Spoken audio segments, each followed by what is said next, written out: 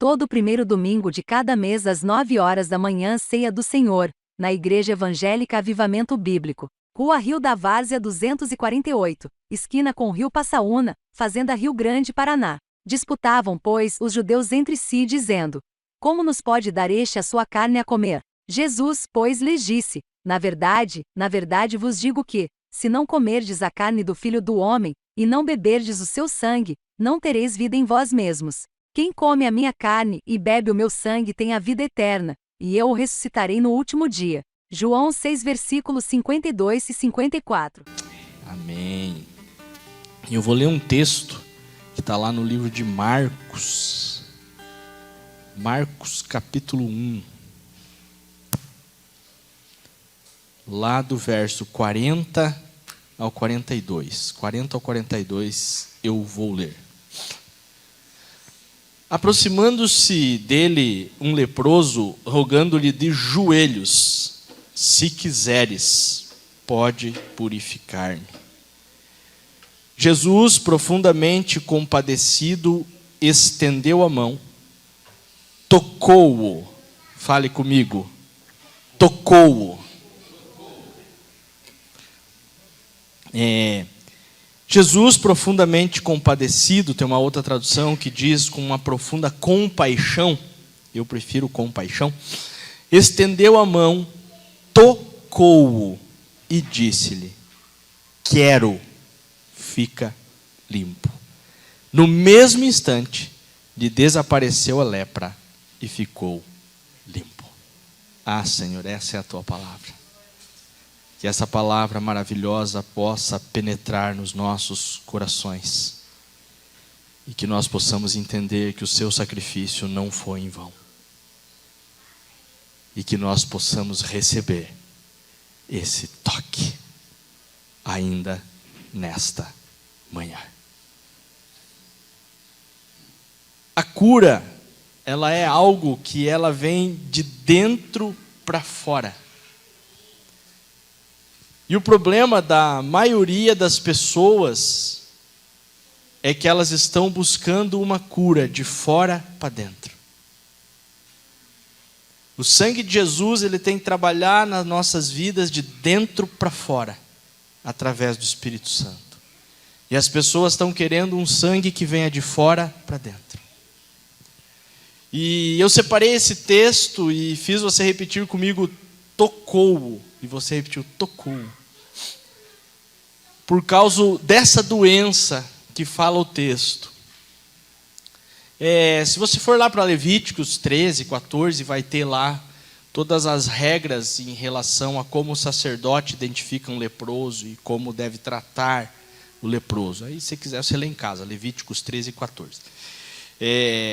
Mas eu vou falar um pouco aqui, por isso que eu falei que depois você lê em casa. Então o leproso, ele era tratado de uma forma rude, principalmente na época de Cristo. Na época de Cristo, um leproso tinha que ficar a uma distância de pelo menos 10 côvados de uma pessoa. Ele não podia se aproximar, porque eles tinham medo, porque é uma doença que passa de um para o outro, eles tinham medo de pegar aquela doença. Então, quando chegava um leproso, eles já logo começavam a acusar, e diziam: leproso, leproso. E todo mundo se afastava: é leproso, é leproso. E ele precisava se apresentar ao sacerdote. Se o sacerdote identificasse que realmente aquilo era uma lepra, ele precisava então ir para a cidade dos leprosos, para um lugar retirado da cidade. Então ele tinha que sair do meio da sua família, ele tinha que sair da onde ele estava, ele tinha que sair todos aqueles que estavam à sua volta. Ele precisava abandonar tudo, a vida que ele levava, a profissão que ele levava, tudo o que ele fazia, porque ele era um leproso, porque ele precisava ir para uma cidade onde só tinha leprosos, e a chance dele se curar era quase nula. A lepra não tinha cura. Era quase nula a chance dele se curar. Ele ia para aquela cidade e lá ele ficava abandonado com outros leprosos e eles iam definhando, porque a lepra ia consumindo toda a sua pele, ia consumindo as pontas dos dedos, começa sempre pelas pontas, vai consumindo, vai perdendo os dedos, as mobilidades, só que não sente dor nenhuma. Uma pessoa que tem lepra, ela pode ser cortada, ela pode ser judiada e ela não sente dor. Porque a lepra tira a sensibilidade. E eu creio que ela tirava a sensibilidade não somente dessa dor externa, mas a sensibilidade interior, por causa do que essa doença fazia com as pessoas. Então eu fico imaginando aquele homem. Eu não sei quanto tempo ele estava com lepra, eu não sei há quanto tempo ele almejava uma cura, ele queria uma cura. Mas eu sei que ele se aproxima, aproximando-se dele um leproso, ele se aproxima de Cristo. Ele quer a cura através de Cristo Jesus. O único que pode nos curar de dentro para fora é Cristo Jesus. E as pessoas não estão sendo curadas porque elas estão procurando uma cura de fora para dentro. Ela quer que a cura seja no marido, na esposa, que a cura venha através de um filho, através de uma mãe, através de um pai, porque acha que esse marido, que essa esposa, que esse filho, que essa mãe, que esse pai podem trazer algo que traga cura, algo que possa satisfazer a vontade do homem, mas não há como você receber uma cura através de uma pessoa, de dentro para fora.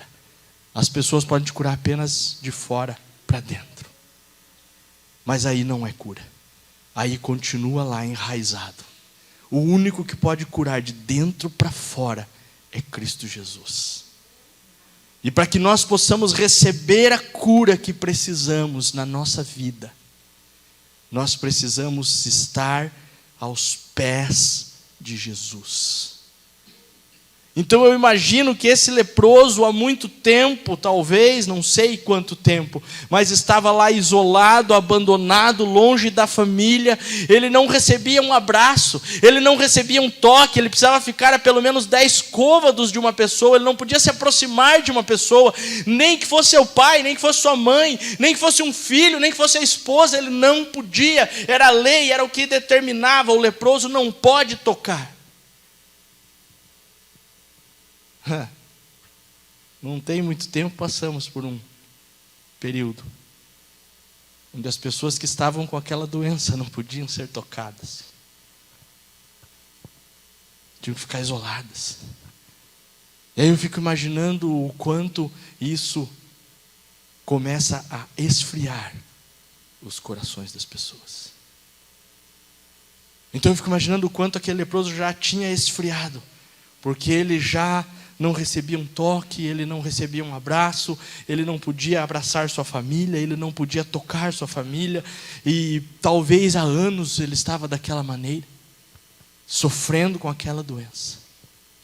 E aí eu acho incrível que Jesus podia apenas falar para ele: você está curado, e ele estaria curado. E ele chega para Jesus e diz: Senhor, eu sei que se o Senhor quiser, ele chega de joelhos, o Senhor pode me purificar. E Jesus diz assim: eu quero. Só que antes de Jesus dizer eu quero, o que ele faz? Ele estende a mão e tocou. Porque Jesus sempre vai querer primeiro curar de dentro para fora, para depois curar o seu exterior. Jesus quer curar primeiro o nosso interior, e é por isso que ele derramou o seu sangue, é por isso que ele se entregou na cruz. Ele quer nos tocar profundamente. E antes de Jesus falar com aquele homem, Jesus tocou. E aí eu fico imaginando aquele homem debruçado diante de Cristo, de joelhos aos pés do Senhor. E Jesus toca. E eu imagino que não é um toque qualquer. Porque eu fico imaginando como era o toque de Cristo, eu fico imaginando como era o olhar de Cristo. Eu fico imaginando quando ele tocava uma pessoa e olhava dentro do olho dela.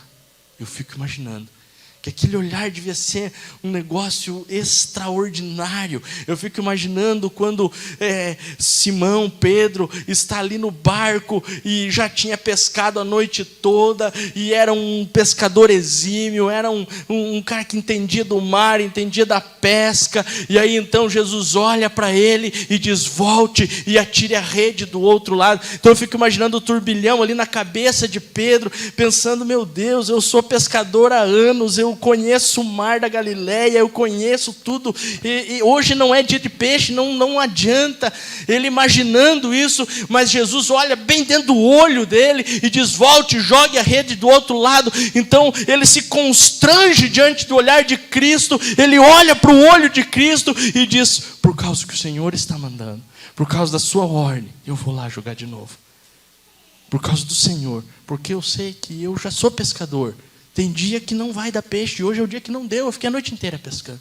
E quando ele volta, as redes se enchem, que ele precisa chamar outros para lhe ajudar. E não só um barco se enche, 2 barcos se enchem de peixes, de tanto peixe que veio. Mas ele só foi de novo por causa do olhar de Cristo. Creio eu, não está na Bíblia, creio eu. Porque quando ele olhou no olho de Pedro, Pedro não tinha como resistir. Então eu fico imaginando, aí não está na Bíblia, a imaginação do pastor Leandro aqui. Aquele homem aos pés de Jesus. Eu já vou explicar o negócio dos pés para você entender melhor. Aos pés de Jesus. E Jesus toca nele. E eu imagino Jesus tocando, levantando aquele homem, olhando no olho dele, dizendo assim: eu quero. E eu imagino, imaginação minha, ele abraçando aquele homem. Porque aquele homem não recebia um abraço há muito tempo. Porque aquele homem não era tocado há muito tempo. Então a cura primeira daquele homem foi interior.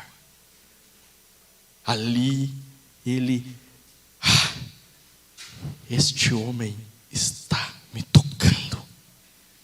Quem é este que toca o leproso?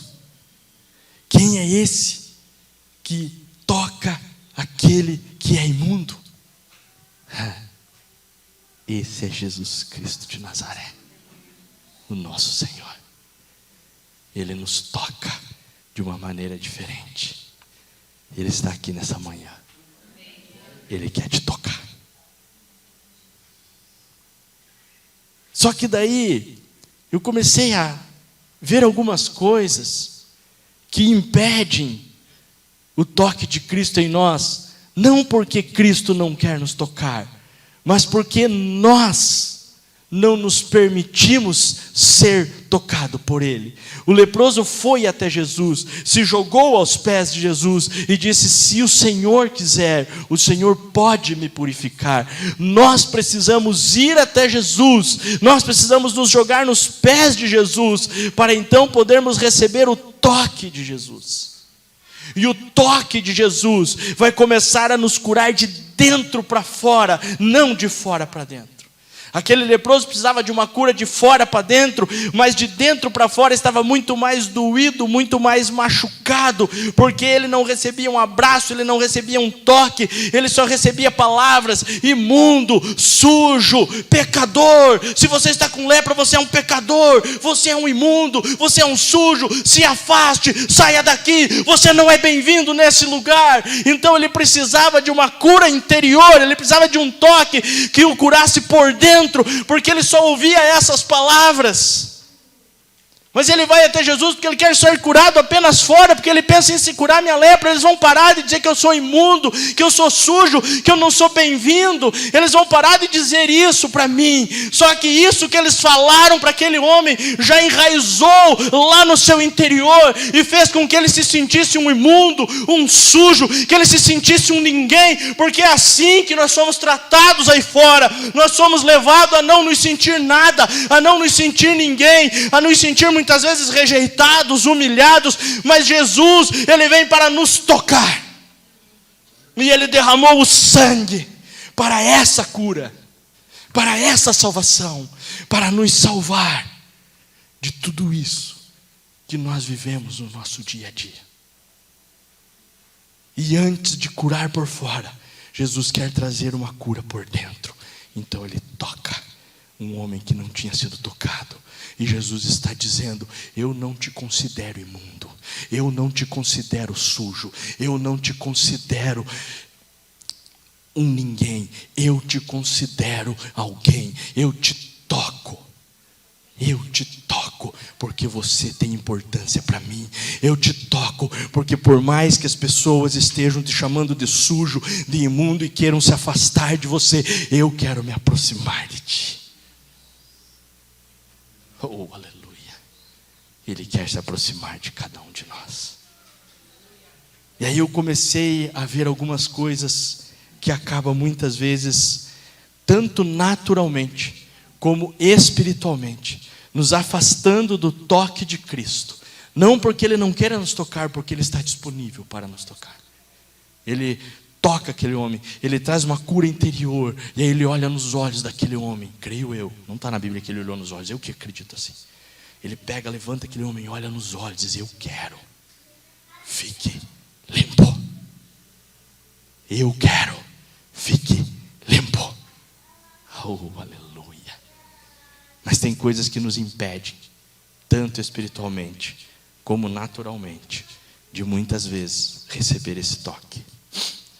E uma das angústias, dos tormentos que eu separei aqui é o medo, o abandono. Muitas vezes, muitas pessoas, elas têm medo, porque um dia esse medo foi gerado. Porque às vezes quando criança, é gerado um medo. Eu lembro quando eu era criança, para não ir assim para a rua, né? Era, sei lá, tamanho do Quimoel. A mãe falava assim: cuidado com o velho do saco.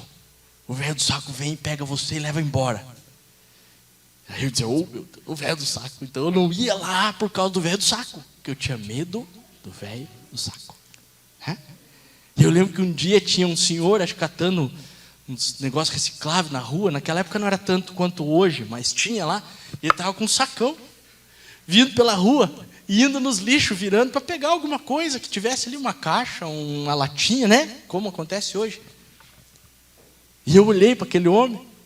Rapaz, eu saí correndo para dentro de casa. E minha mãe: o que foi? E eu falei: o velho do saco está vindo me pegar.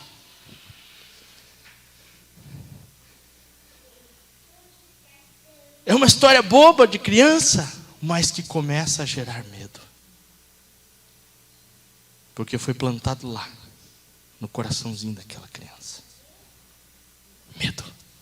Você precisa ter medo. Você não precisa ter medo. E esse medo gera um abandono.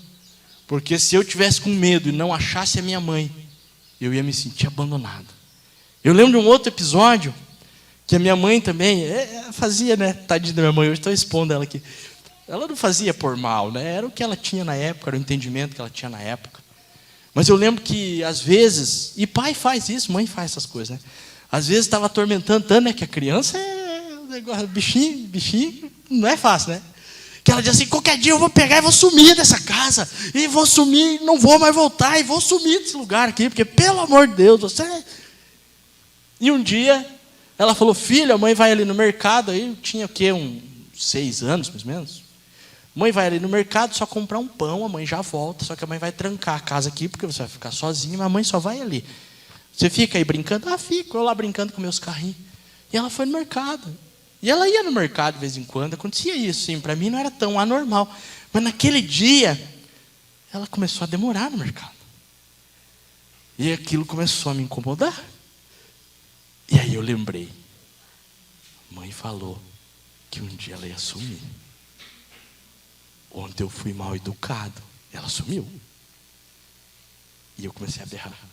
Eu quero minha mãe sumiu. E quando ela chegou em casa, eu estava assim, trepado em cima do vaso, tentando gritar na janelinha do banheiro: minha mãe. Ela: o que foi, meu filho? Quando eu vi ela, eu grudei ela assim, abracei ela. Medo. E assim é aí fora. O patrão quer tratar o empregado para que o empregado tenha medo de ser mandado embora. O empregado quer tratar o patrão, se ele tem um conhecimento, alguma coisa, que o patrão tenha medo de mandar ele embora. Não, você vai mandar embora, ele lascou pro lado dele, que eu que sou o cara aqui nesse lugar. Então as pessoas, elas trabalham para que haja medo, para que uma tenha medo das coisas da outra ou a outra da uma. Por quê? Por causa da insegurança. A insegurança faz com que as pessoas queiram que as outras tenham medo. Então as pessoas fazem coisas para gerar medo de abandono no outro por causa da insegurança. É assim, por exemplo, quem é ciumento. O ciúme é o medo de você perder o que você já tem. E aí você quer que aquele outro também tenha medo de te perder, para que os dois fiquem inseguros. E isso não leva a nada. A insegurança. O medo leva à insegurança. O medo leva ao medo do abandono. Mas isso é algo que Satanás começa a colocar na vida das pessoas, para que isso perpetue nas nossas vidas.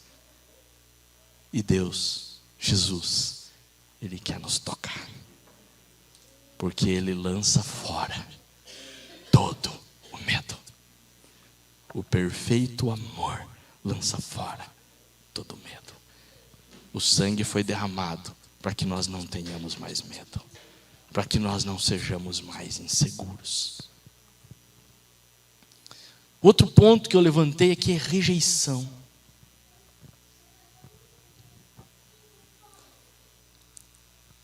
Toda palavra contrária à sua vida é um tipo de rejeição. Às vezes a pessoa é rejeitada pelas pessoas que ela mais ama. Pelo pai, pela mãe, pelo marido, pela esposa. Porque são palavras lançadas que rejeitam. E por isso que eu peguei a história do leproso.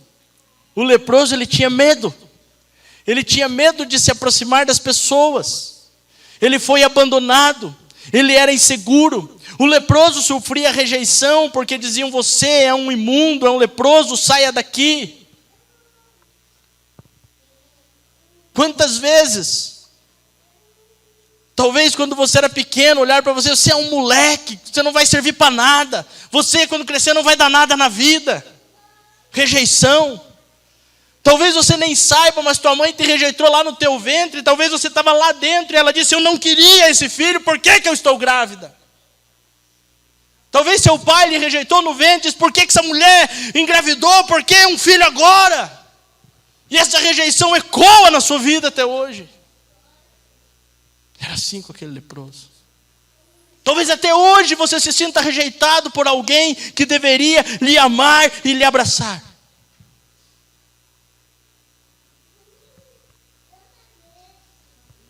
Mas ele derramou o sangue porque ele não lhe rejeitou. Qualquer pessoa no mundo pode lhe rejeitar, mas ele, Cristo Jesus, não lhe rejeitou. O sangue foi derramado. E Ele está aqui nesta manhã e dizendo: eu quero. Eu quero. Mas antes de dizer eu quero, Ele está te tocando. Aleluia. Ele está te tocando. Oh, aleluia.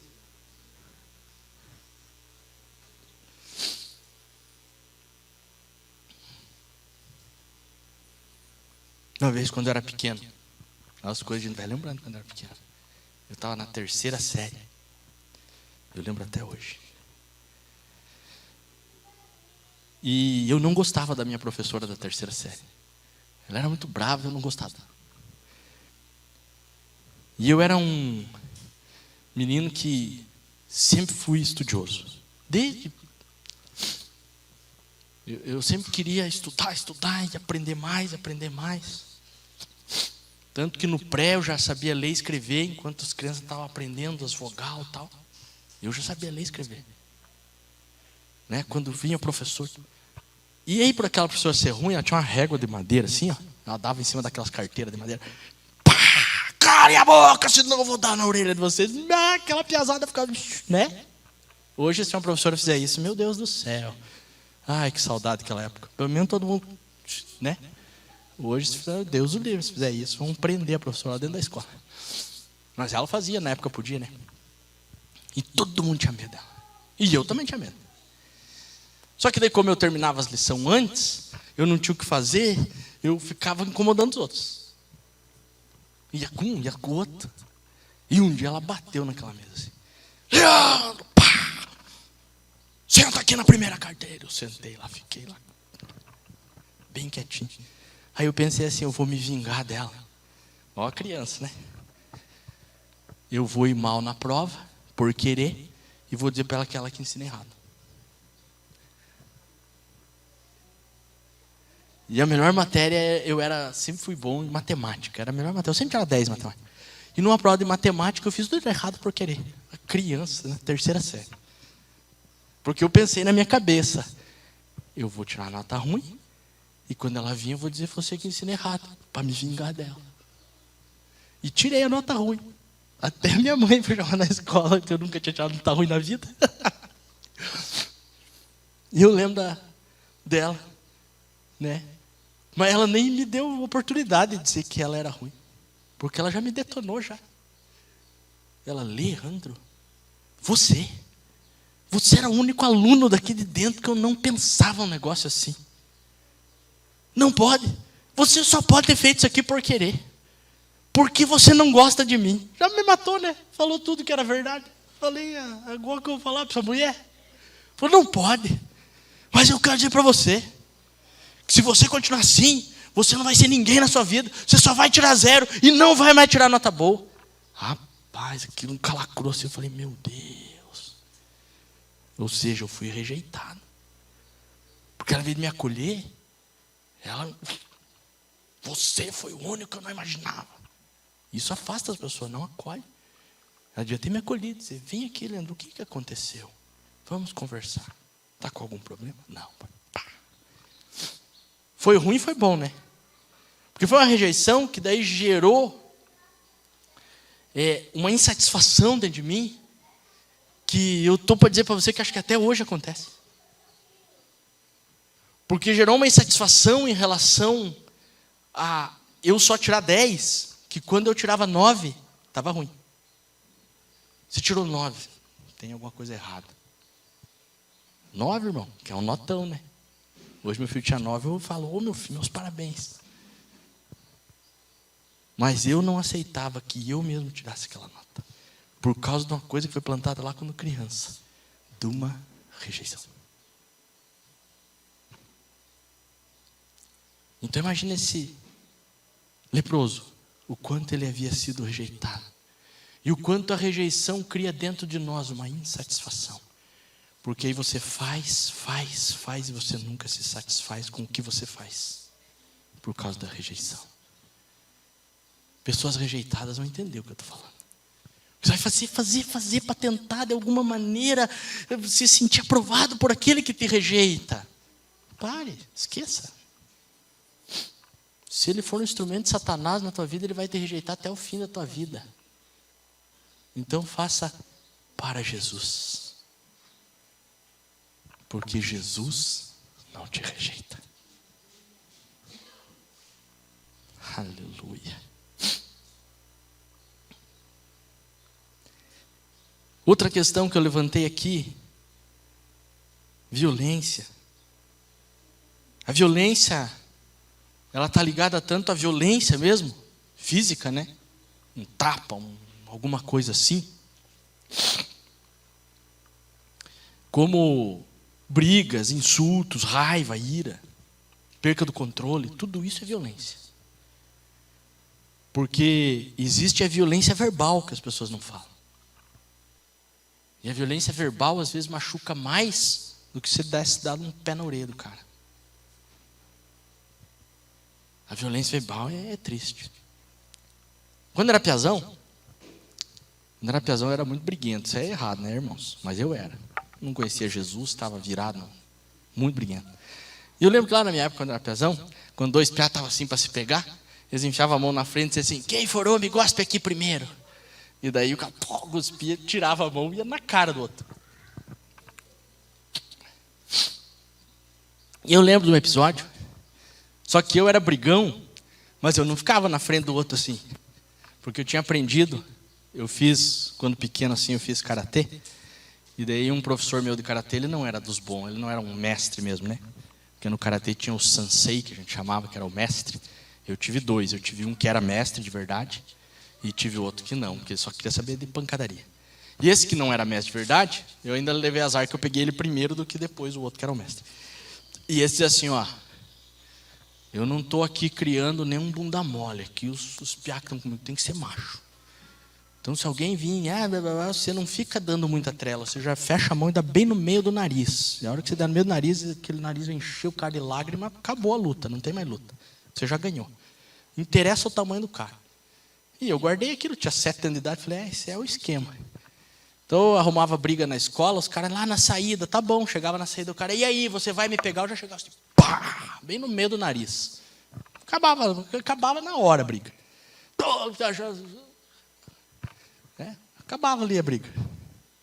Aí dizia assim, o baixinho lá é evocado. Sempre fui baixinho, né? O baixinho lá é evocado, cuidado com o baixinho. Porque... E de um dia eles vieram com essa da mão, né? Para 2 piá lá. Eu não estava nem aí na briga. Mas eu estava assim, atrás dos piá que estavam brigando, né? Como eu era briguento, eu ficava lá, isso aí, Ei, Jesus. Confessando pecado antigo aqui, irmão. Mas não sou mais assim, graças a Deus. E daí numa dessa, o piá tirou a mão e o outro cuspiu e o outro se abaixou. E pegou em quem? Bem no meu rosto, bem aqui, ó. Rapaz, não deu tempo daquele piá nem pensar. O piá que estava na minha frente, assim, que tinha se abaixado, eu usei ele de alavanca, assim, pisei assim nas costas dele, me impulsionei em cima do outro. Assim, pá! Na mesma hora, violência, raiva, ira, perca de controle. Mas por quê? Porque quando eu tinha 5 anos de idade, eu fui violentado. Não sei se todos aqui conhecem essa história da minha vida. Foi uma história que eu não consegui por muito tempo falar dela. Mas eu fui molestado por um outro homem quando eu tinha 5 anos de idade. E aquilo gerou uma raiva, uma ira. Eu sempre fui irado desde pequenininho, desde aquela vez. Que eu fui tocado por aquele homem, que eu fui judiado por aquele homem. E aquilo se perpetuou, até eu conhecer Jesus. De vez em quando, a bicha veio, a tal da ira.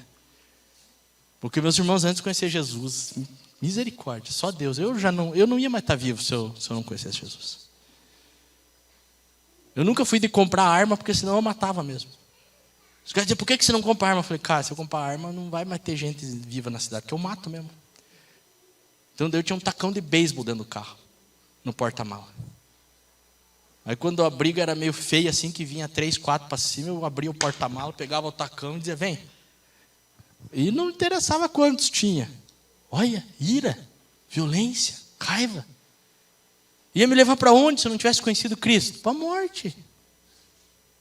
Porque uma hora eu ia achar alguém mais forte, uma gangue, um cara armado, e ele ia me fazer, ia dizer, que tá, tchau, baixinho. Porque a violência, a ira, as brigas nos levam para a morte. E aí há pessoas que são abusivas, que são controladoras, que são possessivas. Tudo isso, meus irmãos, está ligado à violência. E era assim que aquele homem era tratado, aquele leproso. Com violência, porque as pessoas diziam, sai daqui, se afasta, eu não quero você perto de mim. Tratavam ele com ira, com raiva. Porque ele não era bem-vindo. Quantas vezes nós somos tratados dessa maneira? Com ira, com raiva, com insultos. Quantas pessoas que são possessivas. Eu vejo muito homem possessivo em relação à mulher. Que coisa terrível. Então, nós precisamos do toque de Jesus. Porque o medo, a rejeição, a violência, em algum momento foi plantado na nossa vida. Você não nasceu com isso. Não, já nasceu assim, já é assim. Não. Isso é mentira de Satanás. Toda criança nasce limpa. Toda criança nasce pura. Duvido se pegar um bebezinho de 1 mês e dizer, você já é um violentinho. Para com isso, irmão. E vai aprender. Criança nasce pura. Não tem nada dentro dela. Quem coloca as coisas dentro da criança somos nós. Ela vai reagir de acordo com aquilo que é o mundo dela. O bandido não nasceu bandido. O estuprador não nasceu estuprador. O cara que mata não nasceu assim. A sociedade, o meio em que ele vive, o que ele viveu, tornou ele aquilo. E Satanás não vai perder tempo. Por isso que Jesus vem e ama todos. Seja a pior pessoa que você conheça, Jesus ama. Porque aquela pessoa, quando veio ao mundo, ela era pura. Ela era inocente. Porque todos nós, quando nascemos puros e inocentes. O medo, a rejeição, a violência são plantados em nós no decorrer da nossa vida. A injustiça. Quantas vezes nós olhamos injustiças e ficamos assim, que injustiça. A injustiça está ligada ao desdém, ao destrato. Quando nós olhamos para uma injustiça, nós achamos que aquilo está sendo destratado, está sendo levado com desdém, sem a devida importância. Só que eu quero te dizer que Jesus é o justo juiz. E a justiça humana não é a justiça divina. A sua injustiça é sua, porque Deus é justo. E Ele nos justifica através do sangue derramado. O sangue foi derramado para que nós fôssemos justificados.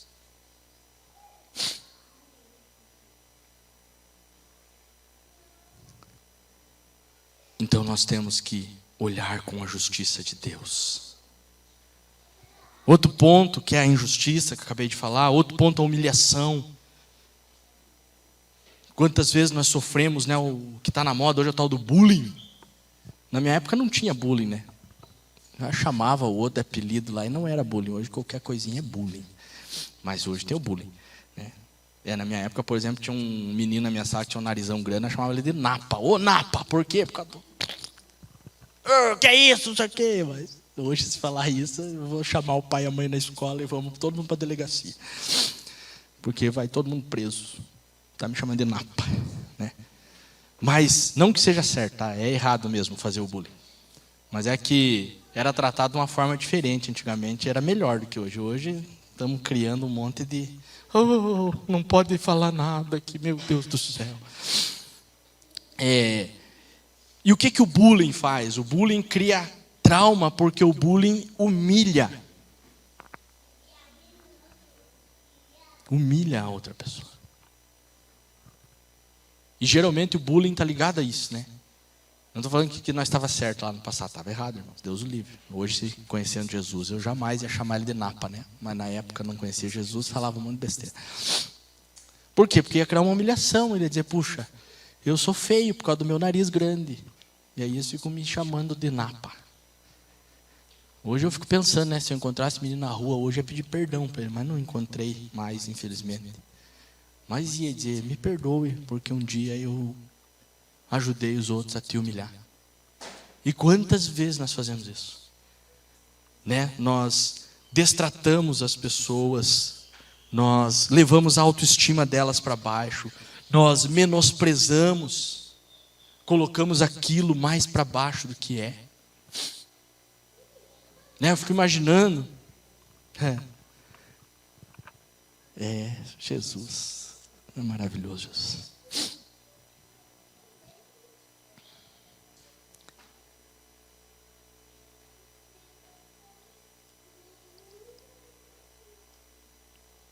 Desde... Jesus trata também, irmãos, aqui. O negócio é forte. Desde pequeno, eu sempre pensei em ser um cara assim, independente.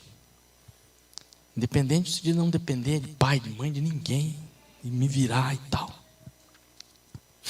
E desde muito novo, assim, eu tentava achar algum meio, alguma maneira de conseguir essa independência, principalmente financeira. E aí, desde pequeno, eu fazia coisas. Quando eu tinha, acho que 10, 11 anos, eu morava numa cidadezinha. Tem uma pessoa que conhece a cidadezinha. A cidadezinha chamada Quitandinha. Morava lá em Quitandinha, acho que tinha uns 10, 11 anos nessa época. 11, 12 anos. E eu lembro que nessa época lá não tinha locadora de fita de videogame. Nessa época o videogame da época lá era o tal do Super NES, Super Nintendo. E eu tinha um amigo meu que era dono da locadora em Mandirituba, né? Você dá um pouquinho para frente. Ali. E ele tinha, e lá não tinha. Então eu vinha com ele, alugava dele, metia as fitas tudo na mochila, ia para Quitandinha. Chegava lá, alugava para a piazada, com 50% de ágio em cima. Né? E como ele era meu amigo, ele fazia assim, fazia assim para você. Eu vou ter uma 10 fitas, só que daí ele arrumava aquelas que não era tão top, né? Eu vou ter uma 10 fitas, fica 10 dias com elas, eu te cobro só o aluguel de um dia. Beleza, manda aqui. Eu ia lá alugar para a piazada como? Todo dia. Então eu ganhava um dinheirinho bom em cima desse negócio aí, irmãos. Só que, claro, era pouquinho na época, né? Mas era para um piada de 12 anos. E eu sei que eu pegava minha bicicletinha, enfiava a mochilinha nas costas e ia entregar as fitinhas para a piazada lá. E a mãe, o que você está fazendo? Eu estou indo lá. Mas o piá já é empreendedor de novo. Já. E aquilo fazia com que eu tivesse dinheiro para gastar na cantina, que era coisa que meu pai não dava, né? Você quer comer o lanche, come o lanche da escola. A escola tinha cantina, mas daí tinha aquele lanche que vinha da escola. Eu dizia, não, você quer comer, você come da escola. O pai não vai dar dinheiro para você gastar na cantina, isso é supérfluo. E meu pai sempre era assim, desde novo também. Coisa supérflua era só o necessário. Você precisa disso aqui para viver, é isso aqui. Supérfluo não precisa. Isso foi bom e foi ruim, né? Foi bom que ele fez uma economia que hoje ele vive bem com a economia que ele fez. Ruim que ele privou nós de um monte de coisa, né? Porque era supérfluo, né? Por exemplo, para que comprar passatempo se tem a pica-pau? Come a pica-pau, cara, tá bom, passatempo é supérfluo. Com o valor de uma passatempo, você come 3 pica-pau, come a pica-pau. Né? Mas era o entendimento que ele tinha que levou ele a hoje ter uma vida em segurança. Eu, por exemplo, já fui um cara que sempre quis arriscar o risco, sempre fui arriscado, arriscava. Isso me levou a, financeiramente falando. Então, ele foi melhor que eu nesse sentido. Mas, aí eu alugava lá as fitinhas, né? E daí, depois cresci mais um pouco, entrei na faculdade. Aí a faculdade, não tinha tempo para fazer nada fora da faculdade, porque a primeira faculdade que fiz foi odontologia. Eu tinha aula das 7 da manhã às 7 da noite, todo dia, na Federal do Paraná. Aí eu falei, cara, eu preciso arrumar um jeito de ganhar dinheiro. Arrumei. Tinha lá uma lista assim, de material que eles davam por semestre, porque na Federal você não paga a mensalidade, mas todo o material que você usa lá você tem que pagar. E aí tinha uma lista assim, de materiais, eu lembro assim, que na época era como se fosse assim, hoje, vamos dizer, 5, 6 mil assim, por semestre, só de material. Aí eu pegava aquela lista e ia para todos os lugares que vendia aqueles materiais, fazer pesquisa de preço para economizar para o meu pai, né? Dizer, não, pai, eu vou buscar o lugar mais barato.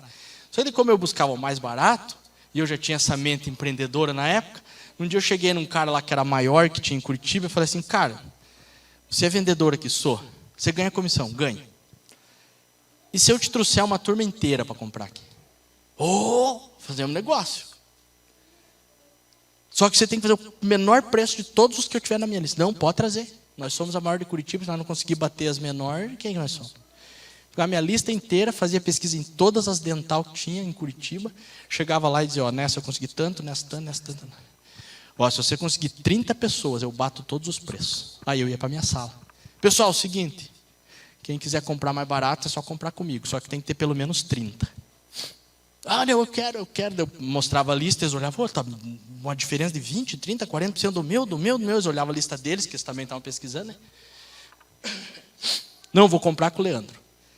E aí começou o Leandro a ficar famoso na faculdade. Todo mundo de tudo que era turma vinha comprar com o Leandro.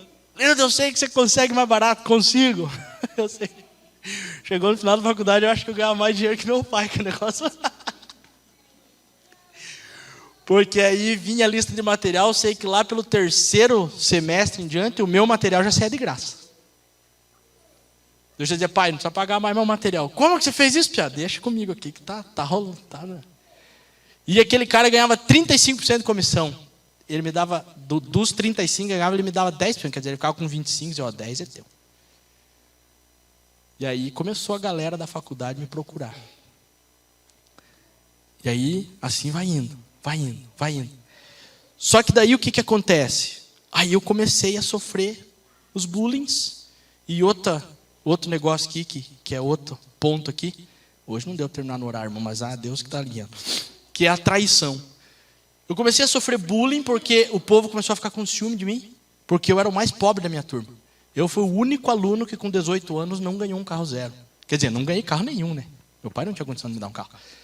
Todos os meus colegas de turma, todos, os que fizeram 18, 19, ganhavam um carro zero para ir para a faculdade. Eu era o único que ia de ônibus.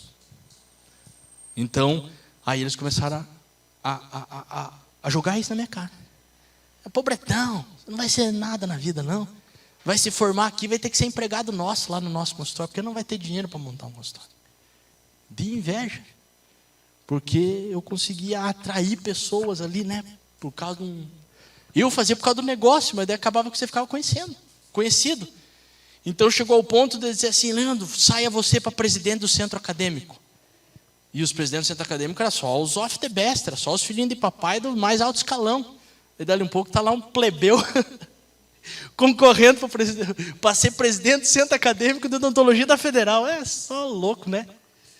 Não, você é conhecido, todo mundo gosta de você, vai lá. E eu falei, não, eu não vou, mas eu vou lançar um colega meu. E tinha um colega meu que ele estudava na PUC, ele pagava, o pai dele morreu, e aí a mãe dele não dava mais conta de pagar, porque o pai, que era o que mantinha a casa e tal. Aí ele foi e fez uma prova na Federal, passou na prova. E tem uma prova na Federal, não sei se existe, mas na época era assim, se alguém desistisse no meio do caminho, lá tipo 1 ano, 2 anos depois, eles abriam aquela vaga daquela desistência para alguém de fora entrar. Tinha que fazer a prova, passar na prova, e daí fazia a prova de proficiência para que as matérias fossem a mesma. E na época a PUC era a que mais se parecia com a grade horária da Federal. Então era mais fácil do cara passar. E esse PL passou, só que lá na PUC ele estava acho que no 3º ano na PUC, e na Federal ele conseguiu entrar no 4º semestre, entrou junto comigo. E ele também, daí, porque o pai tinha morrido e tinha ficado pobre.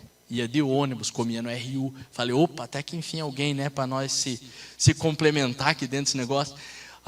E ele era muito querido. Ele era um menino assim, extremamente gentil, educado, ao contrário de mim. Eu já metia os pés nos peitos, falava, era irado, era bravo. Ele não, ele era gentil, era educado. Falei, cara,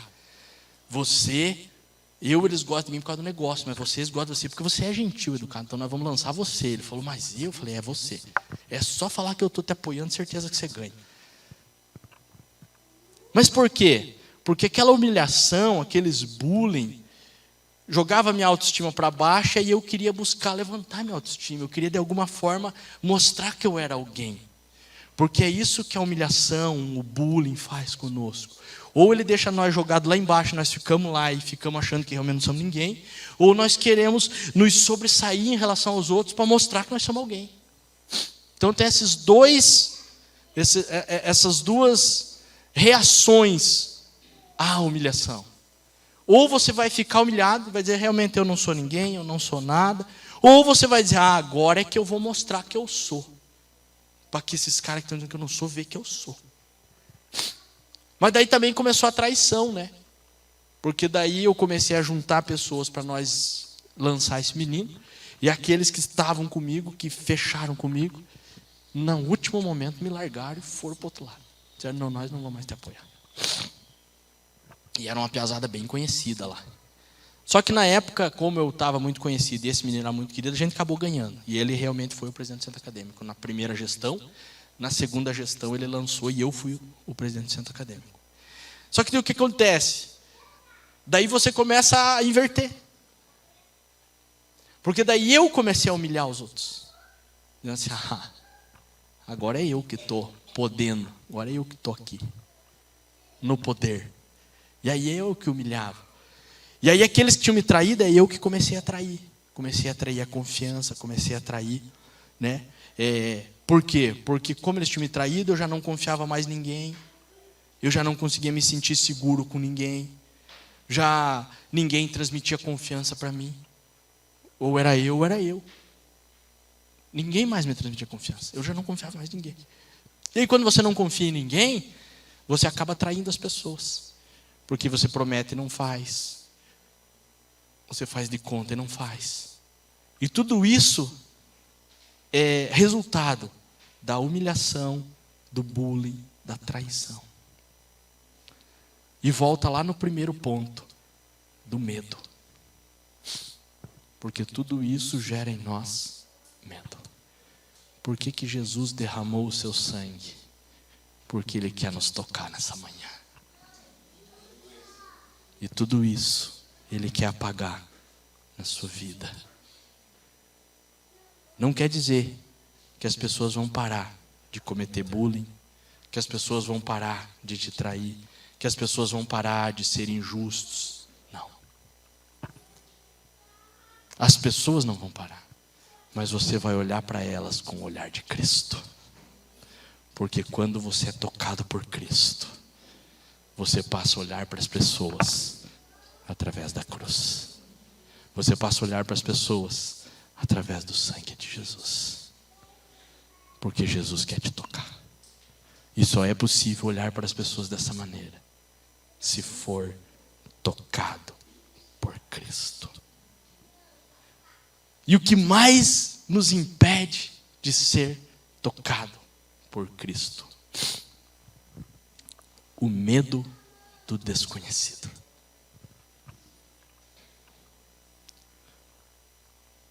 Por causa de tudo o que você passou na sua vida até aqui. Medo, abandono, insegurança, rejeição, insatisfação, ira, briga, violência, raiva, perca de controle,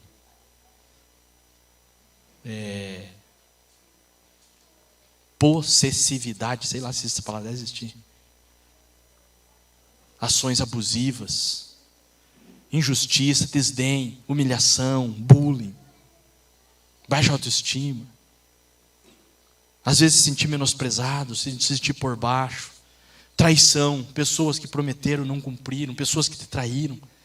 Talvez você foi traído por um pai, por uma mãe.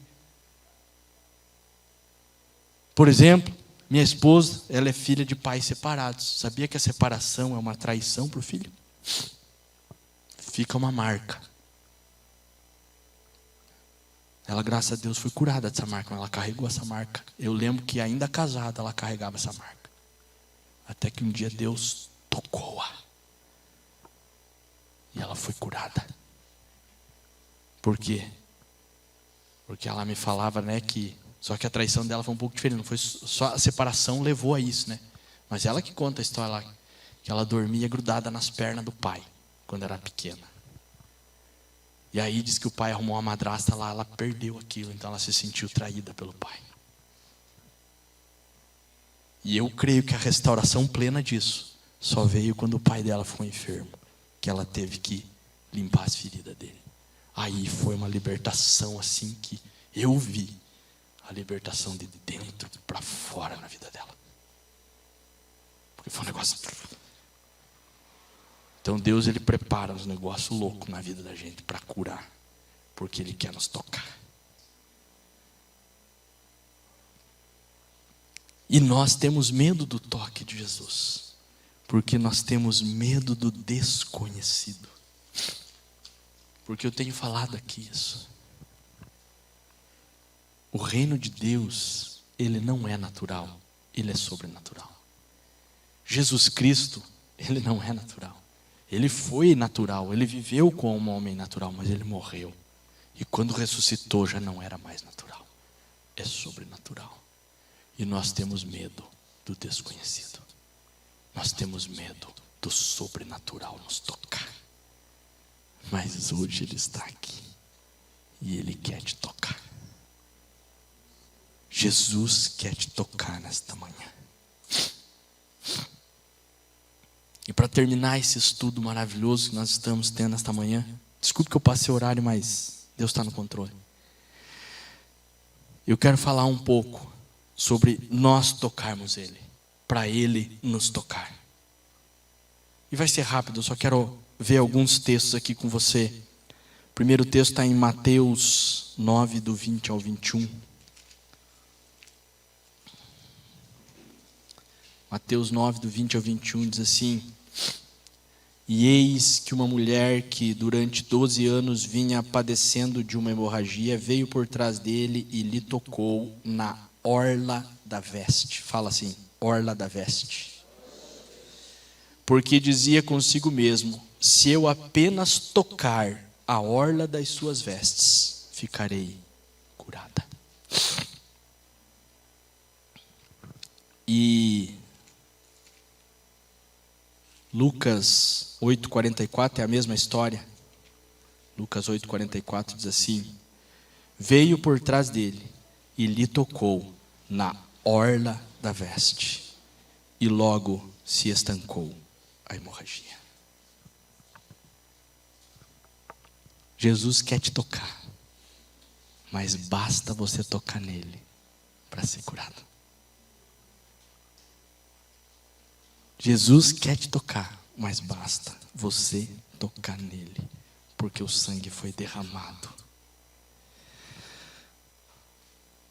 Números 15, sem entender a importância da orla.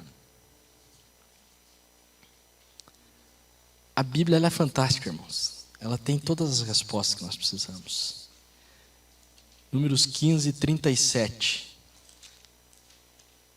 Diz assim: disse o Senhor a Moisés: fala aos filhos de Israel e diz-lhes que nos cantos das suas vestes, na orla, na orla das suas vestes, façam bordas pelas suas gerações, e as bordas em cada canto presas por um cordão azul. E as bordas estarão ali para que, vendo-as, vos lembreis de todos os mandamentos do Senhor e os cumprais. Não seguireis os desejos do vosso coração, nem os vossos olhos, após os quais andais adulterando. Então esse texto que nós lemos fala da orla. Para que vos lembreis de todos os meus mandamentos e os cumprais, e santos sereis a vosso Deus. Eu sou o Senhor vosso Deus, que vos tirei da terra do Egito para vos ser por Deus. Eu sou o Senhor, o vosso Deus. Por que aquela mulher pensou que somente precisava tocar na orla? Tem mais um texto que está em Mateus 14, 36. Mateus 14, 36. Diz assim: e lhe rogavam que ao menos pudessem tocar na orla da sua veste, e todos os que tocavam ficavam sãos. E lhe rogavam que ao menos pudessem tocar na orla da sua veste, e quando tocavam ficavam sãos. Orla, franja, cordões. Os cordões lembram os mandamentos. Os mandamentos lembram toda a palavra é Cristo.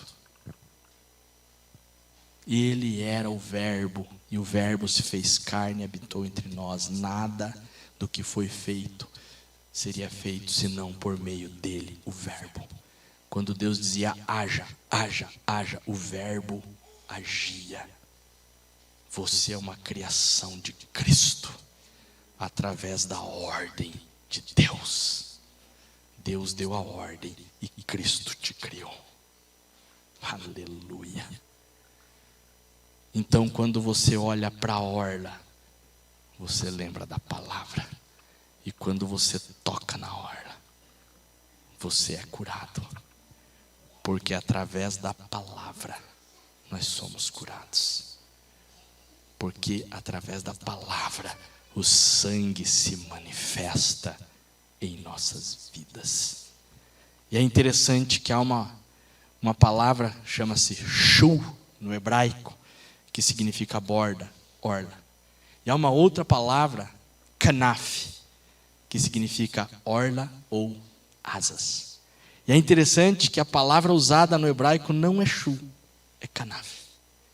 E por que é tão interessante, pastor?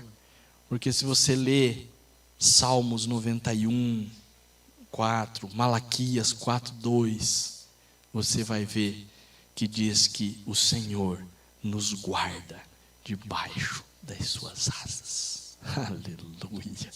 Oh Deus. Você está debaixo da orla do Senhor. Toque na sua orla. Que assim que você tocar na sua orla, assim que você se jogar aos pés do Senhor, Ele vai te tocar. E a cura que precisa vir de dentro para fora vai acontecer. Principalmente a cura do medo do desconhecido. Não tenha medo do desconhecido, porque o sobrenatural não é conhecido. O sobrenatural não é natural. O sobrenatural é, como eu disse, sobrenatural. 2022, um novo tempo. Todos os domingos culto ao Senhor. Igreja Evangélica Avivamento Bíblico Fazenda Rio Grande. Rua Rio da Várzea 248. Esquina com Rio Passaúna. Fazenda Rio Grande, Paraná. Todas as segundas e sextas das 17 horas às 17 horas e 45 minutos. Estamos na Rádio Fazenda FM 87,9 no espaço do programa Nova Vida.